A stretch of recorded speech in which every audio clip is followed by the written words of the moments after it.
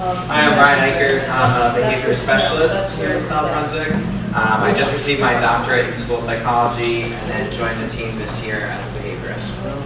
I'm Carol Clark. I'm the counselor at Greenbrook and used to teach for a long time ago in Indian Fields. Hi, I'm Allison Young and I'm the guidance counselor at Brunswick South. Hi, I'm Robin D'Angelo, and I'm the secretary at Brunswick South. And I'm Donna Teeps. I'm the principal at Crossroads South Middle School. We're not going to use the microphone right now, but if you can't hear us, please raise your hand and we'll use the mic as needed. Tonight's topic is embracing uniqueness, and our goal is to hope that by the end of the night, you guys will feel great about yourselves and the kiddos that you're thinking about tonight. Have some tools and strategies for embracing everybody's strengths. We all know this topic, but everybody has something amazing about them. And our goal tonight is to help everybody kind of realize that and reset ourselves to make sure that we are doing our very best to embrace uniqueness. So we'll do some things as a whole group, we'll do some things as breakouts, and we'll come back together for a closing exercise.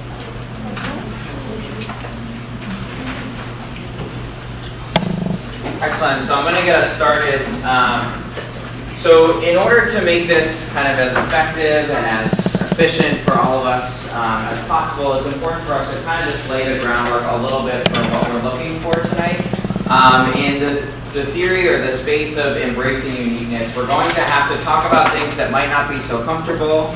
We might say things or bring things up that might elicit some emotional experiences for some in the room. So we're just asking everyone here to be respectful, to try and acknowledge or be aware of what you're experiencing, and if something's triggering to you in some capacity, please feel free to step outside. Please feel free to kind of disengage as you need to. Just be mindful of the folks around you. We've spent a lot of time in preparing the materials for tonight and hoping that they're going to engage you. They're going to speak to you. They're going to be things that you can connect to in a variety of ways. I think everyone here has a story to tell. We all have our own stories of how we got here, how this topic kind of resonates with us. But it just requires all of us to understand together that we need to be respectful of each other and the space that we're creating so that we can kind of make the most of this. So what is uniqueness? Sorry if I'm standing in your way. This quote kind of sums up what we're talking about tonight. You are uniquely you. There is nobody else like you. Celebrate that. So we all come with a series of strengths and weaknesses. Our children have strengths and weaknesses. And we're trying to capture that uniqueness is all of those things combined. It's the pattern of strengths as well as weaknesses. It's understanding what might be seen as a weakness and turning it into a strength. And we really want to try and reframe how we're thinking about uniqueness. So it's not something to be embarrassed by or to be stressed about, but rather something we're going to try and embrace. We're going to try and celebrate, maybe a little bit of understanding of where this uniqueness is coming from and how we can use it, hone it, and kind of build off of it. So uniqueness might seem different to all of us. We might have our own definitions, but really we're trying to capture this idea that it's okay to be different. And while it might seem a little bit scary or it might be put us in a vulnerable space, it's important to understand how we're unique, how our kids are unique, and build off of that.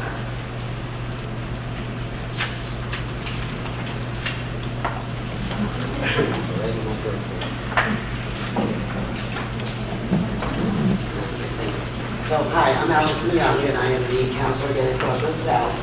I am also the mother of little twins who are now 19. They are both in college, and in some ways I feel like I made it, but there's always still that advocating for them and making sure, checking in that they're doing what they need to do. My both kids are ADHD, and having boy and girl, their personalities are very different, and their needs were very different. And if you want to do about ADHD on a boy, it looks like the calling out in class, maybe sitting next to a student that's not his best choice. On a girl, it's a little quieter, a little more under the radar. My daughter needed some support with reading, and my kids were fortunate, just like you. They went to wonderful schools, strong elementary school, lots of love, warmth, support, and my daughter learned every strategy possible and still uses it in college. My son was the one who moved with Paul out. He is bright, he's an enthusiastic learner, but he could not wait that 2 seconds to share. Both kids, from the time they were little, we always told them the reason we bought the house where we did was because of the schools. And we always really pushed the fact that how fortunate they were. That not every child had that opportunity and the resources that they have. So we kind of brainwashed them, and they realized as they got older. We also gave our responsibility as a family. Their job was to try their best. My husband and my job was to make sure they had the tools they needed. That's okay to ask questions. You have a million resources between adults and technology. We really encourage them to use them. We often assume that they do what to do. So when my daughter said to me, I'll ask my teacher tomorrow, I said to her one day, okay, do you know what you need to say? And she looked at me and she said, actually, no, I don't. So as a parent, sometimes we assume they know, and they really don't. So we did little things like that to kind of help move them along. My husband and I strongly felt that part of the growing process wasn't just the grades. It was the social piece. It was the ability to work independently, to work in a group, and how to navigate all that, because it is a lot. When the kids were absent, when they went forth to middle school, I remember saying to them, okay, I'm living and breathing middle school all day and all night now. And I remember saying to them, all right, you're out sick tomorrow, what do you need to do to get your work? And they said, all right, well, the teacher will give it to me tomorrow. And I said, okay, that's fine, but you could also email them tonight. So they emailed them, and I wanted to see the copy first, and they did it. And so the next time they were absent, they did email the teacher on their own. But I didn't want it to be all about them, and they were not allowed to make an excuse at their ADP. And I never made an excuse for them. I always said, that's part of it, but what do we do to work on it? What strategies are you going to do? I always emailed the teachers for my son in particular at the beginning of the school year after things settled down. And I said, we know he's ADHD. It's not an excuse. We support Eric, but we support the school. Because sometimes the teacher's first reaction was, oh no, mom's a guidance counselor, here we go. And it wasn't going to be an excuse, and he had to own his piece of it. And so we did teach them how to navigate. They had a lot of resources to use, and we really encouraged them to use them. They often heard comments from our neighbors. We'd all be at a barbecue, and sometimes the neighbors would start complaining about school. And the teacher did this, and this didn't work out, that didn't work out, and this wasn't fair. And how they went to the principal screening and the board office screening. And I remember getting home with my kids, and they said to me, I don't think that was really good. I don't think it's going to work for them. And so we always try to model the behavior we wanted for them, that you follow a process, that you give people the courtesy of explaining why and how things work, and just don't, not everything's a crisis. And I learned as the kids got older, my son would often come home, either they had a great day or it was an awful day. There was no middle of it. And I learned that everything wasn't a crisis, and that some days he was just venting. He didn't want me to do anything besides listen. Some days I felt like maybe I should jump on an email and get clarification. But many days I let it play out. Because the next day was fine. And he had no complaints and had a wonderful day. And I think it's also important to remember that we're all here for the kids. We supported them. Their accomplishments are our accomplishments. We all want good grades, but we also want respectful time with kids. And I remember telling my children that, ask your question. Just make sure you're respectful. Make sure it's timed appropriately. There's nothing wrong with asking. It's how you go about it. And so at the end of the day, yes, we all want the good grades. We want the honor roll and the dean's list and all that. But at the end of the day, that they're respectful and they're kind and good, and they know how to navigate and negotiate and work through things when they hit that bump in the road and use the resources. I think that's probably the best we can do for them. Hold on, before she leaves, I'm going to jump in and say, could you just tell them quickly, her children are both in college, mother of twins, if there's any twin parents out here, I don't know how you did it, it was hard enough doing one at a time. Recently, your daughter called you because she has a plan in college, and you want to share a little bit about that? The 504. Okay, so my daughter has a 504 plan, and so if you don't know, it provides accommodations. She's ADD, like I said, and so she needs support in terms of more time, like on the test, because she will not finish. And she works methodically, she is neat, she's organized, she's really was a teacher's delight, I have to say. But she did need the support. So going forward to college, I said to her, you know, we need to meet with this, I'm not just sending you off to college, I want to meet with the Office of Disabilities and get this all in place.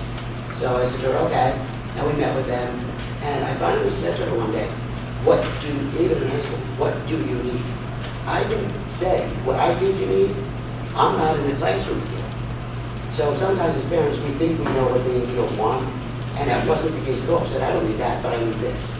And so we set her up for freshman year, she was fine, and every semester she needs to go back to the Office of Disabilities, reset up which professors and classes she has, so that they are aware of her accommodations. So she texted me when they said to me, I did it, I'm all set, I did it on my own, all good, and then she texted me, she goes, and thank you for everything, because I don't know how it was done. So it does pay off in the end. But I'm not crying right now. Yeah. But it was just because your guidance counselor doesn't make it easier. The mother is hard. But she was able to negotiate, she knew what she had to do. And she set her phone and all those good things, and she did it. All right? And Allison, just to jump in there Yes. too, you'll hear my story here on both sides of the table, both as a parent with a child who has needs and as an administrator, that when you're advocating for your child, you can do that in assuming best intentions. You can assume I was on the phone just today as a little bit of a mama bear, talking about some speech coaches for my son. And in the end, the goal is the same. Like, so while I was frustrated, and I was saying that I was frustrated with what was happening at where the school was. They don't go to the school here. We were troubleshooting together what could happen and what would work for my child and things like that. And so I kept saying is like, well, what else can you do? I'm willing to do these things on my own. What else can you do? And so my idea is that I'm calling and letting you know that I'm concerned. I am frustrated, but my goal is to work with you as a school, and you work with me as a parent to let me know. The teacher saying, well, the best thing to do is to be practicing at home. I was like, I haven't seen speech no more since 4th grade. He's in 7th grade. So if you want me to practice at home, you have to give me a little something. I'm not a speech teacher. So, but there is that way of advocating respectfully, collaborating respectfully. You may not always be exactly in the same lane. But I think the piece about, there may be a point where you get to be yelling and screaming, and I've been a little bit there too, but you want to assume best intentions and see how you can collaborate together, and if there are ways that you can come together as you advocate. And I love the stories about kind of, you're all in places where your kids are different ages, but moving from the parent advocate to helping your child be their own advocate in that continuum is a really nice lesson.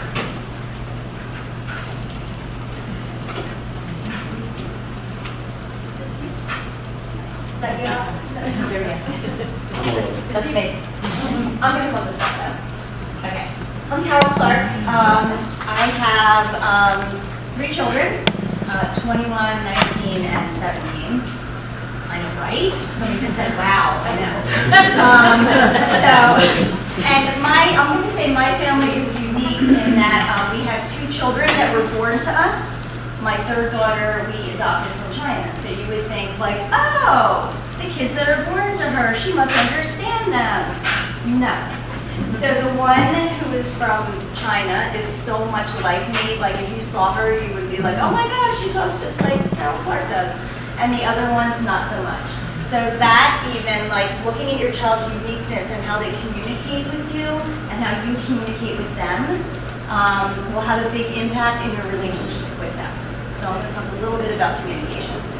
All right, so there's really 2 kinds of communication, right? We have verbal, right, where we're using spoken words to get our message across. And then we have nonverbal, right? We use body language to create a message. Some people are more animated, right? I'm super animated, usually. And if we think about how we communicate, this was shocking to me. Shocking, right? 30%. 30% we get our message from the spoken word, like the words we say. Guess what? 70% is non-verbal. That's crazy, right? So you could be saying the right words to your child, but that's not the message they're getting, right? Maybe you're saying, you know, something like, well, I'm really proud of what you did today. It was so great. Maybe you are really proud. Maybe it was really great, but you're walking away because you're super busy, like all of us, right? So that's why we have to make sure that our spoken word and our nonverbal words or our nonverbal messages coordinate. All right, so what does that really mean? Okay. So verbal plus nonverbal messages should equal what we're intending to say. So let's just think about that for a minute. What we say, what comes out of our mouth, should equal what we're showing. That's really hard to do, right? We are super busy all the time. We're running around, we're trying to get things done. We're answering work email. We're sending texts to people, right? So, but we have to keep in mind that our words matter way less than our tone and our actions. It's just like, kind of a little shocking, right? Because you're like, well, I told them that they were doing a great job. I don't know why they're like they walked out of the room, they didn't even acknowledge me. Well, because what we're saying and what we're showing is not the same. And I just like this little graphic. Don't worry that your children never listen to you, but they're always watching, right? They're always watching what we do. Okay, so what do we do about that, right? So there's a thing called active listening that is the goal that we're like always trying to work towards. We are not always going to be able to be active listeners. I don't think. The reality is, we aren't. Like, you guys are all shaking your head. You're like, yeah, she's right. I know, I have 3 kids. They're older than me, a lot of your kids. Okay. So, how do we make sure that we're trying our best to show active listening? The first thing is really look at your child when you're talking to them. So if you are my child, I'm going to get down on your level and I'm going to look right at you when you're talking to me. And I might even like nod my head and smile and look back at, like I'm looking right at you. Give them time to get their thoughts out. Some of them are little tiny people. They're just learning their thoughts. They're really trying to get the message across, but they're also processing language, right? They're trying to figure out, what am I trying to say? What words am I going to use? And even when they're older, even when you have high school kids and college kids, I know that sometimes my kids will say something to me, and in my head, I'm thinking, oh my gosh, they're taking forever, right? I know. So we have to take a step back and just say that you're going to save time in the long run because you're not going to have those miscommunications. Getting on their level, I already talked about. Reflecting back to them, especially for younger kids. And this is a really great parenting tip. If you don't know how to respond to your kid, if they say something to you, and you don't know what to say, this is all you have to say. So what you're saying is that you were really upset when someone didn't want to play with you at recess. That's all you have to say. And then they'll be like, yes, that's what I was saying. They just want to be heard. They just want to be heard.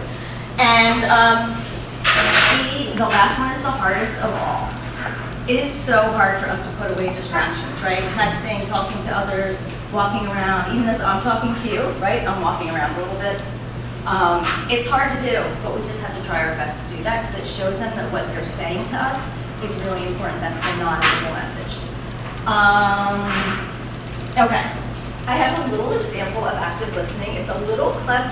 It's a tiny bit old, but it's so perfect, and I think you're going to enjoy it. Okay, let's Why did you do this, Allie? This is terrible. Oh, great!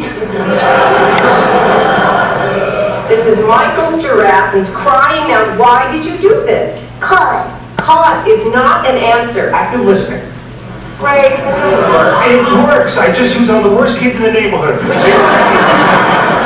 at this. Look what she did. Try it. Try it. Not Ray. I'll see what I'm going to do. No. Okay. Allie, let's talk about what you did. I don't want to talk. Are you feeling angry? Reflect back. You're angry.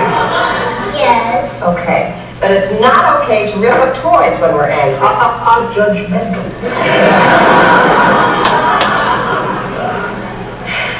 You are angry because...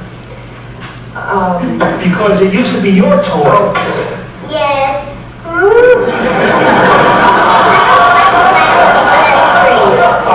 I see. You think that Mommy and Daddy pay too much attention to Michael and Jeffrey. Ray, okay, I was handling this. They get everything. Right, and you're upset because we gave them your old giraffe.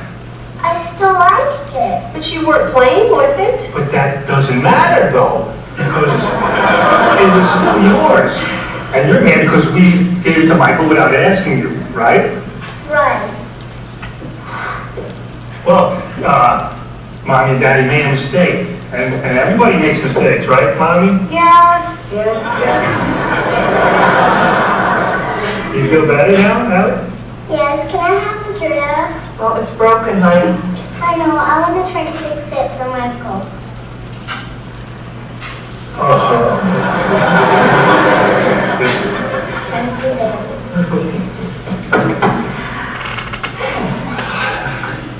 See what I did there?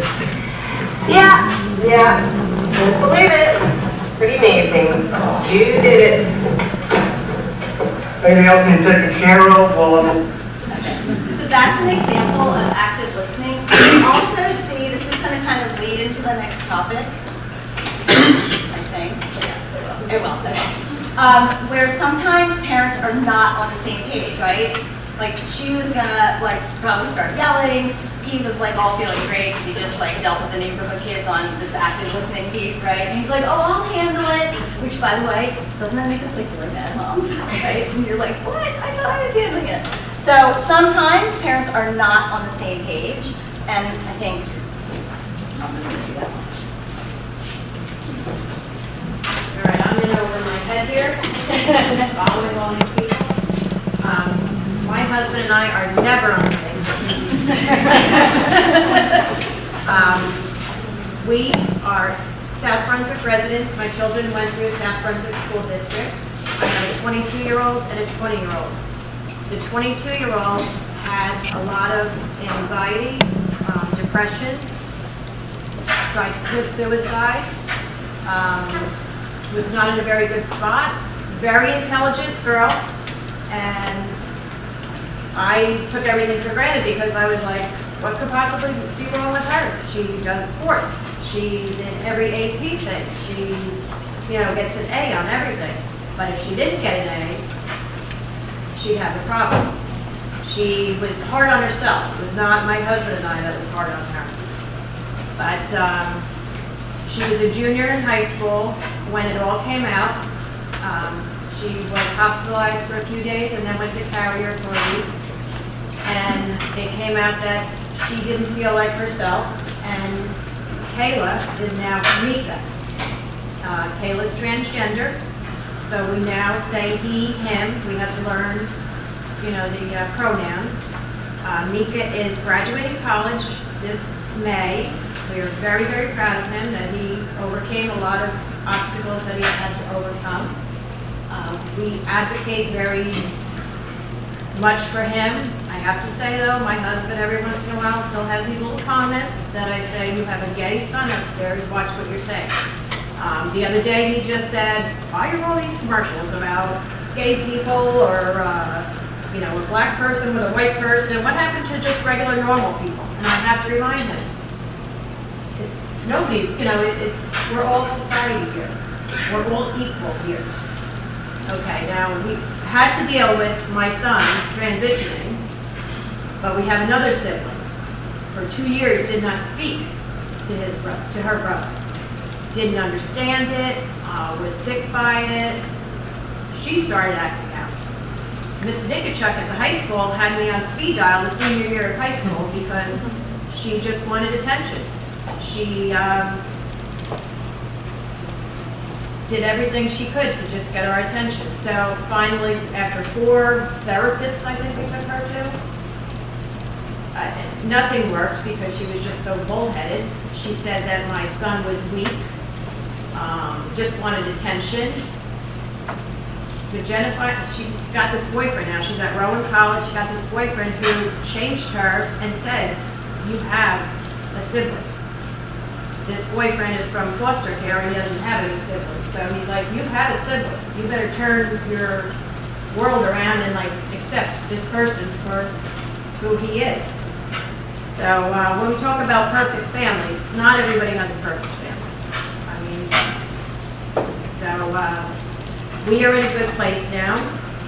The available resources that I used mostly was a very good friend of mine knew somebody that son was a daughter, transitioned to a son. She gave me the phone number and I called her. And she then put me in touch with PFLAG. It's parents of gay, transgender, lesbian children. And so it was for parents, not the kids. It meets every month, every second Monday in Princeton. Phenomenal to listen to everybody's story. Some days I would come out of there crying, and some days I'd come out of there saying, "Oh, mine isn't that bad," you know. But it's a very good place if you ever need something like that. Now about being on the same page. You know, my husband and I weren't on the same page, but we're working on reading the book together. We have to. We have a child. And we either have the child or the child leaves and we never see the child again. So we're loving this child for who he is, and we're accepting this child. So, thank you.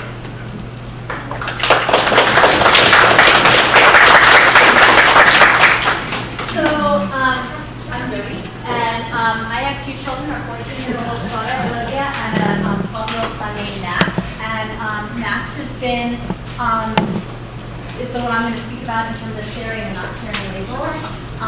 So Max has ADHD, dyslexia, and anxiety and speech issues, to name a few, but nevertheless is soaring. Early on, we decided as a family, these are personal decisions, but early on, when he was first diagnosed with dyslexia, we labeled that. I explained it to him, and I basically said to him, "This is what's going on with you. It's called dyslexia." And through the process of diagnosing Max with dyslexia, we diagnosed his dad with dyslexia and his grandfather with dyslexia, because dyslexia is very hereditary. And in that same moment, I can literally remember standing in our kitchen with Max by the counter and explaining this to him, and he literally was like, "Oh, that's why reading is so hard. That's why my numbers are backwards. That's why," and he like just a sigh of relief. And in that same moment, I could say to him, "And guess what? Dad has dyslexia too. And look how well he's done. And guess what? Grandpa Jerry, he's dyslexic too." And in those moments, it became very normalized in our family to use a label, not to, not to limit him, but to empower him to know what was happening. And since then, it's become like this running joke in our family. So my husband has his own business. He's got all these numbers he does. He's a coder, and every once in a while he's got to like have us read some numbers to him to put into data entry or whatever. And he's like, "Max, come read this to me." I'm like, "You're gonna have Max read the numbers to you to code your program?" He's like, "Yeah, that's probably not a good thing, Or they'll say the wrong word, or we're like, dyslexia, So it has become something that has become empowering. In the same place with Max's anxiety, I have chosen, and you have to know your kid and you have to know your circumstance. So this is, personal choices for everybody. But with Max's anxiety, he sees a counselor, sometimes more, sometimes less, depending on how he's doing. But again, there was a couple moments, I think last summer, where we were on our way to a new camp, and it was a change of plans and when we thought he was supposed to go to, and he was beginning to be really anxious and upset. And in that conversation in the car, I was like, this is your anxiety getting the best of you.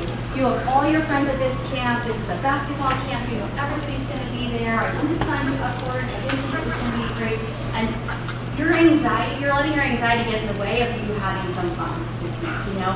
And that, and you know, and then what strategies do you know that you can use to help yourself through this? So, you know, in those conversations, now again, that was sort of when he was like 11, 12, or he's a little bit older, right? A little more mature conversation, but allowing him to also begin to be that advocate for himself and knowing when, okay, wait, this is what's happening to me right now. I'm letting something get in the way. I have strategies that I can apply for myself, right? And I can take control of this. And that's part of what I'm trying to do is help give him resources.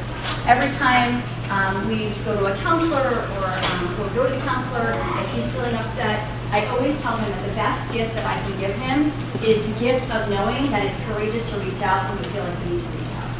If nothing else, he learns nothing else from me, that reaching out and talking to someone when you're not feeling right is the best gift I can give him.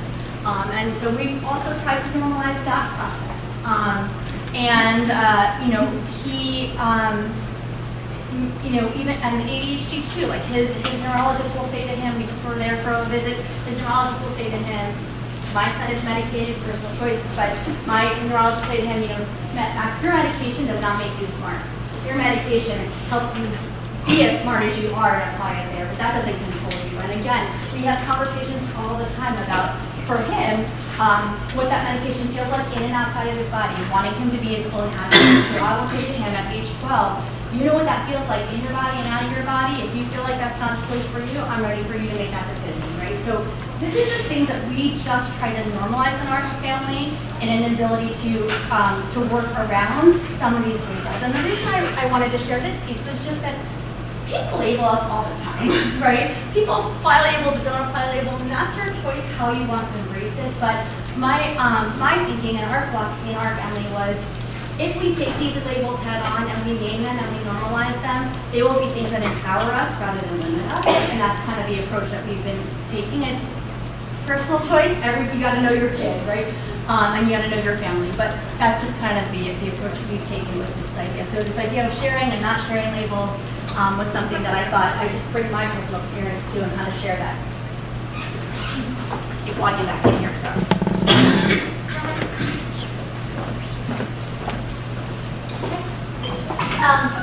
So, midpoint here, I'm fine, my friend. Midpoint here, I want to give us just a quick opportunity to do some own personal reflection. If you haven't caught on, we're telling our own personal stories throughout some of the strategies and tips that we're giving you. A little disclaimer, we're not perfect by any stretch. As I was listening to Carol talk about the messages we sent right before I came here, I literally looked at my daughter. She goes, I love you. I was like, I love you. She like screamed it at her in a very angry way. And I thought, oh my gosh, I have to go home and apologize to her because I was late and I wanted to make sure that I got here and I had plenty of time to set up. So all of you came here with something in mind. I want you to picture the child that brought you here. Who you're thinking of. And why you came tonight.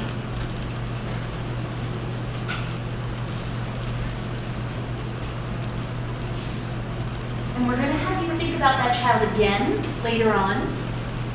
But think in your mind what makes them unique.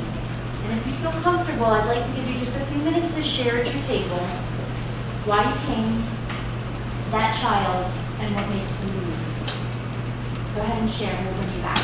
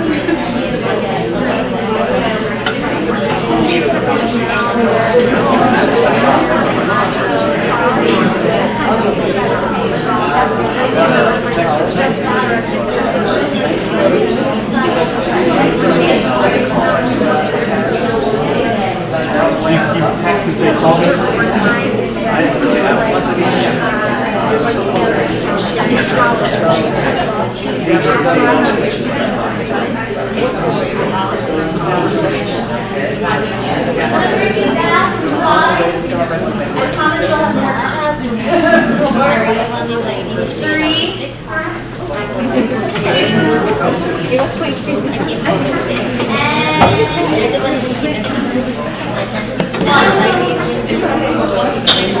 All right, so I'm going to go just based off of some of your nonverbals that I'm reading as I saw. Yeah, you're being recorded right now too. Just how did you think about that child that brought you here? Yeah, So all many more parent smiles counties are than recorded. your face. All parent counties are Right? recorded on the website.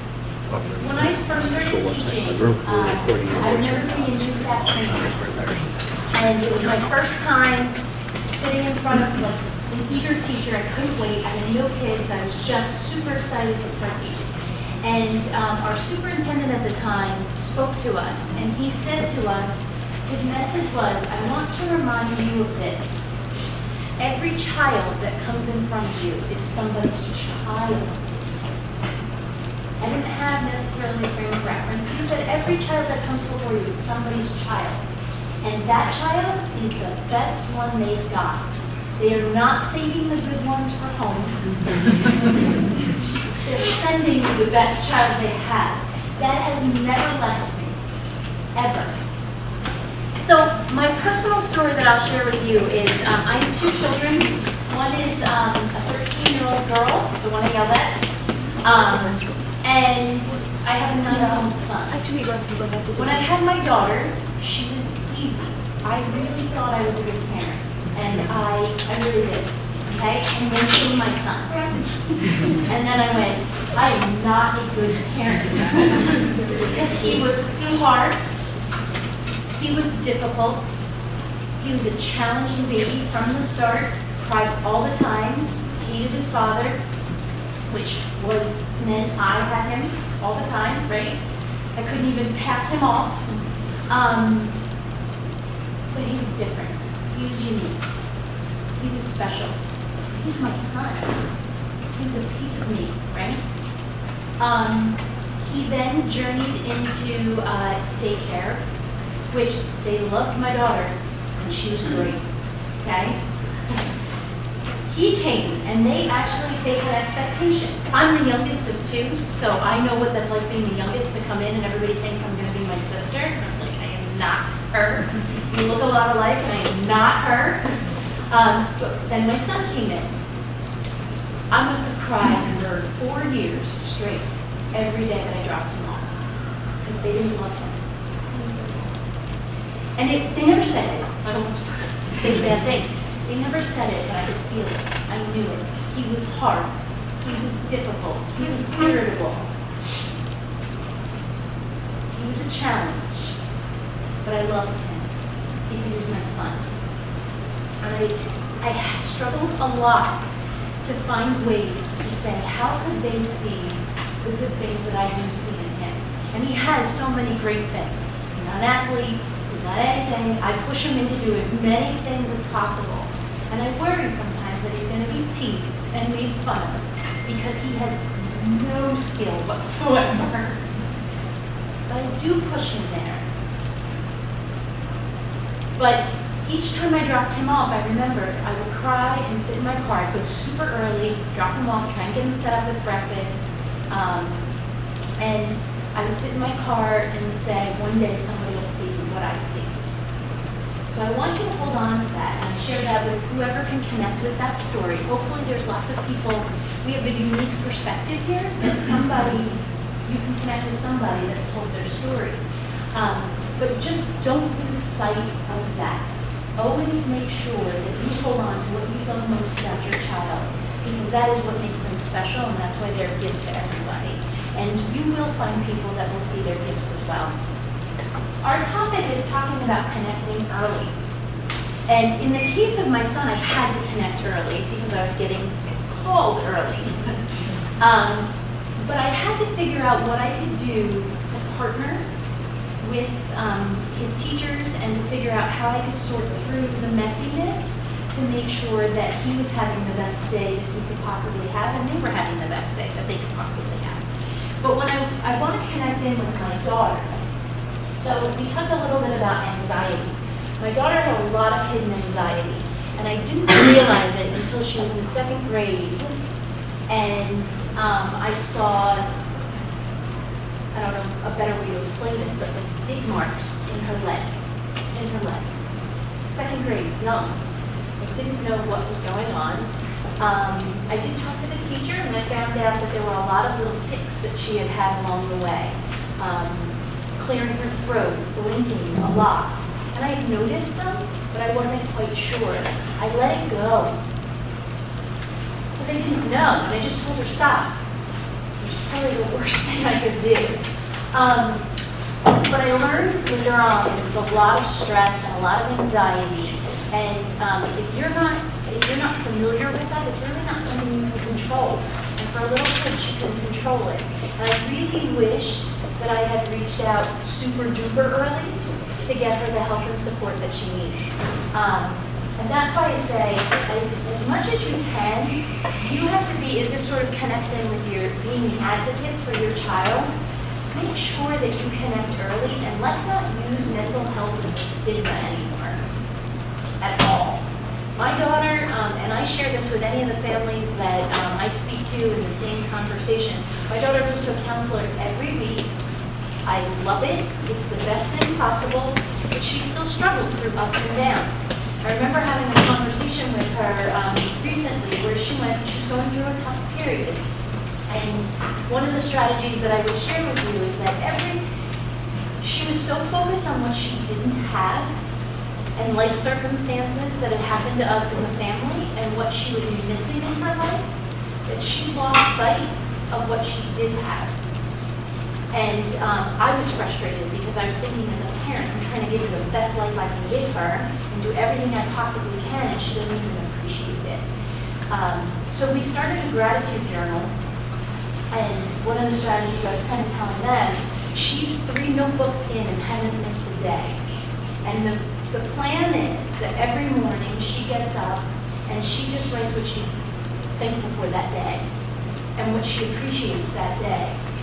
And she's sad and tearful and can't quite communicate with me as to why, even though, and she's 13, so like that's part of the territory of being a 13-year-old. She goes back into the journals, and I've told her, go back, let's look at all of these great things you have going on in your life. I started thinking about the same thing for both of them, and just writing what I'm grateful for, because it gets stressful, and it gets overwhelming, but as a parent, if you take that moment to just write those couple things down each day that you're appreciative of, or that, make you smile, or like you just did now, what makes them unique. Some of you probably said some positives, and some of you might have gone right to the negatives. She's laughing. How many of you went right to the negatives? Okay, how many of you went right to the positives? And most of you did not raise your hand. But it is important to come back and think about those positives. But I just want to remind you, connect in early, make those connections with your kids, and also the resources that are available to you. We do have a pamphlet that we're going to give you of some tools and resources that you can access, but do it early. Do not wait, because your child is that important. I don't have too much because we have another portion where we're going to let you guys engage in some more conversation and so on and so forth. But again, I'm Brian. Full disclosure, I do not have any children. So that's what makes me unique, right? But I think what brought me to this presentation and what I enjoy so much about the work I get to do is that I spend a lot of my time working with families, working with parents, working with siblings. And while I may know the literature, I may know what the research says is best practice in terms of what a timeout should look like, or how we should be reinforcing our kids, and what's not going to work. So like yelling and screaming really has no evidence behind it as being effective. Every household looks different. Every family comes from a different place. Everyone has a different set of values that they believe in, different cultural experiences and background. And one of the most exciting things for me is understanding those components and tying in what we know in terms of the science and the research works, and connecting that to families in a way that's accessible, a way that's real, a way that's feasible. Oftentimes we'll see things like, well, this is what we're supposed to be doing. This is, kids should have only a half hour of screen time a day, and then we're thinking, well, that's not realistic. They're on this scream when, you know, I'm preparing dinner or doing something else. But really trying to work with families and how to connect what we know is effective to what's realistic in the home, what is consistent with what I believe in, and all of those different factors. So I'm here as a resource. I'm here as someone to learn and understand kind of some of the challenges or some of the kind of hurdles you've overcome as parents on your journey of raising your children. And I think with that, we're ready to kind of transition into the next part of this workshop. So I hope you hear from us that reaching out to resources to connect is certainly a sign of strength, and certainly a huge piece of embracing uniqueness for your family. And to that end, how many are here from the K-5 level? Okay. How many from 6, 8, and 9 all together? Okay. So that'll be a small group. Okay. So what I think we're going to do is probably going to do 2 K-5 groups and 1 6-12 group.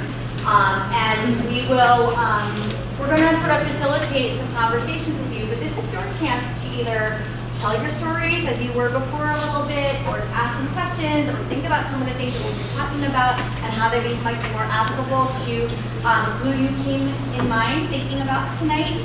And then we're going to come back together to do an activity that will hopefully have you feeling really good as you leave. So if you are the 6-12 folks, I'm going to ask you to kind of be in this area, and you're going to be with Bonnie and Allison and Robin, and you're going to kind of be these people.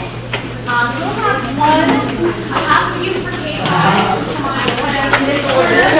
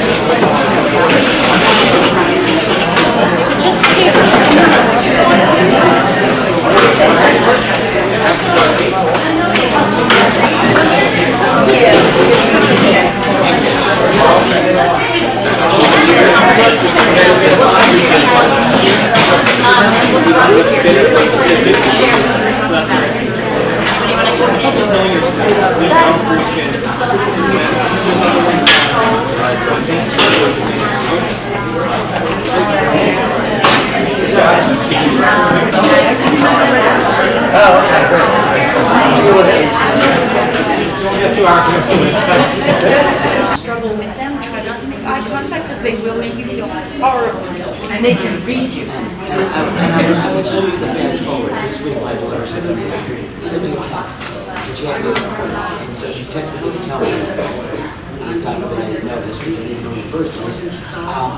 I'm going tomorrow for whatever appointment. All right, everybody, let's wrap up and go back to church. Thank you.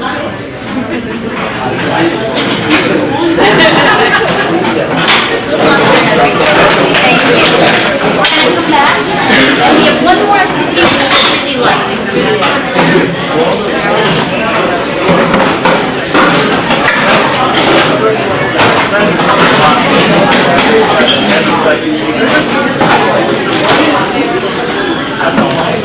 Not exactly, but close. You're welcome. There's a handful of these, so I'll let you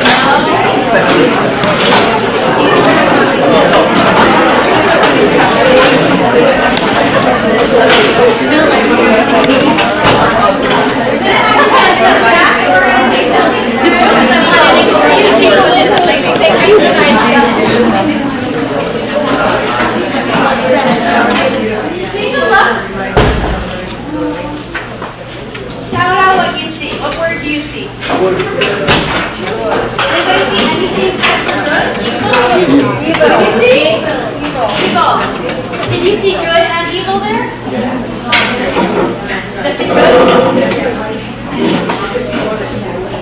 As I said to my small group, our hope tonight is that we help us frame your perspective about embracing the uniqueness of your children.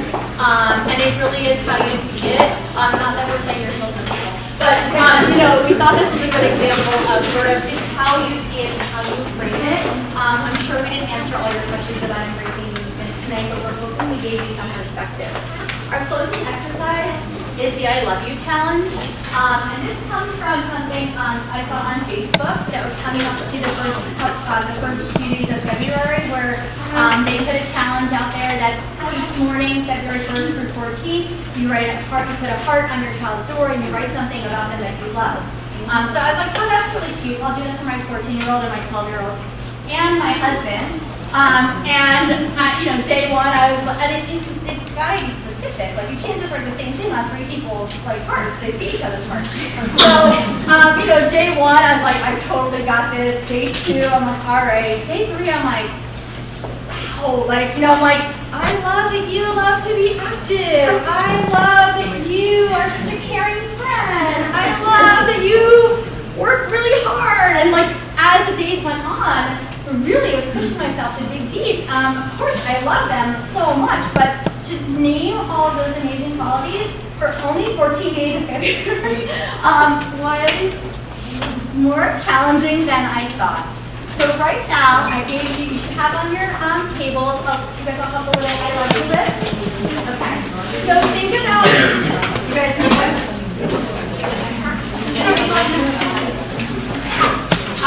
Right now, on timer. I do. If you think about that child that brought you here, okay? We're going to time you. If you need more, we need one more over here. Do you have any more friends? I do. Here you go.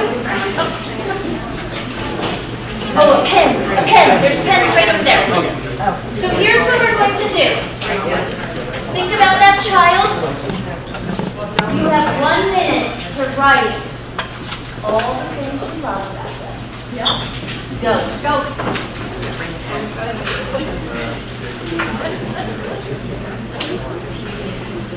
Do you have another pen? Yes. Another pen?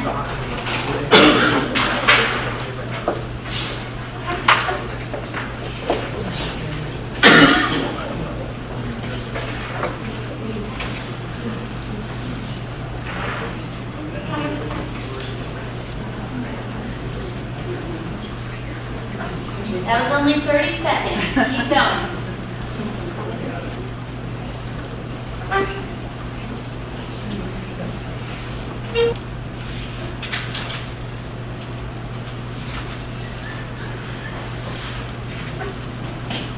And stop. Just show, we're going to do this as a little private moment so that you don't have to out yourself. But give me a thumbs up if you have more than one thing. Right, real close to your heart. Keep it by your heart. Thumbs up if you have more than one thing written down. More than 5. More than 8. More than 10. Okay, hands down. How many of you found this a little challenging? To be unique. Okay, but your goal is to take these home and share them with your kids.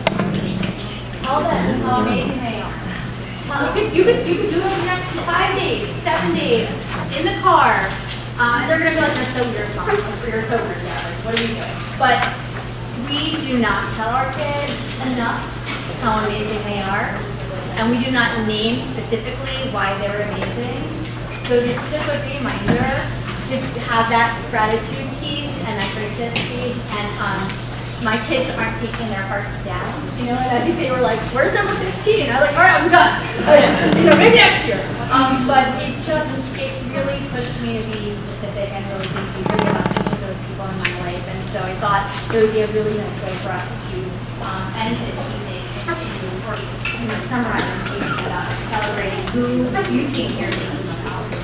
We do have one other thing we would like to just kind of wrap up with, and that's this idea that You know, a lot of you came looking for resources or understanding, well, how do I take this and then help my student or my child be the best learner that they can be, or to excel in the area of the academics, or be the best student that they can be. And what I think our message here tonight is that it's so critically important for us to help our children own and embrace and celebrate some of the things that they're not so proud of. So maybe maybe it might be seen as a weakness or a challenge or something that's a little bit more difficult for them. We want to really help our children know and appreciate and understand that they're amazing for everything they're good at, but also for things that they're not so good at. And if we can own that, if we can embrace that, and if we can kind of capture that as who we are as a learner, as a student, as someone who's gonna go on and be an awesome professional someday, I think that's going to really transfer over into academic achievement, opportunities post-graduation, right? So when you're applying for colleges and so on and so forth, it's important to share kind of what you're good at, but also you might come in an interview and be asked, what are you not so good at? How have you learned from that? How do you plan on compensating for some of those weaknesses? So really learning to own not just what you're good at, or not just what is comfortable for you, but own what you're not so good at. Own some of the things that make learning a little bit harder for you. And embrace that and kind of use that to kind of propel upward and onward. So I think with that. This little bookmark here is, I believe in messages, and when you see it and when you have something that reminds you, it kind of helps you keep going.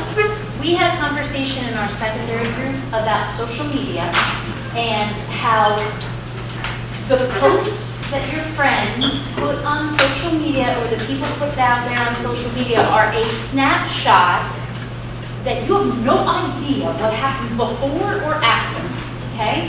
And it's a snapshot where it looks like, oh, everything's perfect, or everything's great. That's the message they want you to see. But reality could be that the kids were kicking each other, hitting each other, I hate you, you're yelling at each other, and snap, everything looks great. Just keep reminding yourselves, we have this kind of world of, in those pictures and images, things look perfect, but we all know that everything is a bumpy road to success. It's not always easy. There are ups and downs. So this bookmark is specifically for you, whether you tuck it in your visor in the car, and on those moments where you're ready to lose it, when you're having a tough day, I want you to read through some of these things. And just remember that your kids are already amazing because you have them. Parenting is the most humbling job you will ever have. Take it one day at a time. P.T. Barnum, does anybody know Barnum? Where that comes from, Barnum and Bailey Circus? No one ever made a difference by being like anyone else. Celebrate the uniqueness. And finally, take time to smile, laugh, and have fun. Use these as your reminder. So tonight, we have some giveaways. It's always fun to have a giveaway, right? We have this book called Mindset, which makes you just rethink how you look at things. It's by Carol Dweck. It's a great book. Mindset is a great way, and we're trying to help you reframe your mindset for all the unique things that you deal with as parents. So how will they know if they won? Well, if you have hopefully filled out the top part of your survey, if you'll now finish the bottom part when the workshop's over about how much your confidence or knowledge has changed. But if you flip it over, 10 of your surveys have a little flower sticker on the back. If you have a sticker, you get a book. Just raise your hand. Stickers?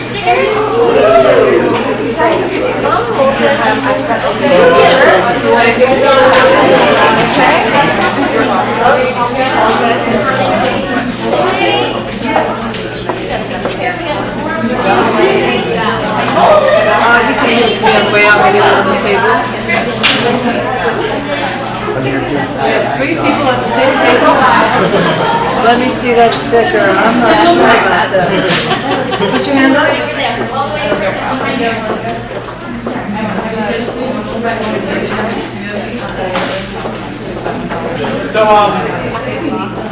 hi everyone. First of all, thank you for coming. On the other side, I'm the Director of Community Education. First of all, I want to thank our presenters. Can we give them a round of applause, please?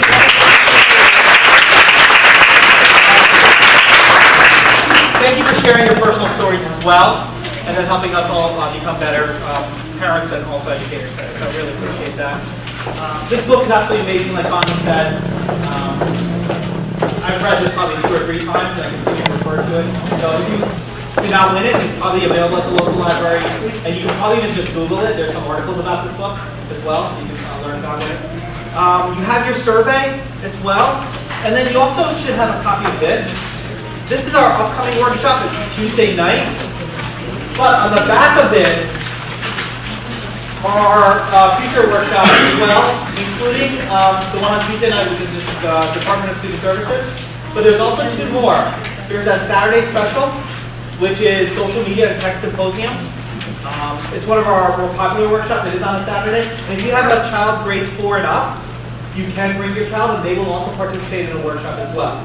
And it's led by teachers, the police department, administrators, even high school students as well, help teach this part of the workshop as well. So it's about a half a day. You can probably take 2, 3, even 4 workshops. It's your choice. We offer a menu to you, and you can select which you want to go to. And again, it's on Social Media and Tech Symposium. No childcare. There is no childcare for this one. Okay? But if you have a child grade 4 and up, you can bring your child with you. And then finally, Hidden in Plain Sight, a drug awareness program for every parent as well. So those are our upcoming workshops, and this is the one that's here on Tuesday night as well. All workshops are here, and I think that's it. Thank you.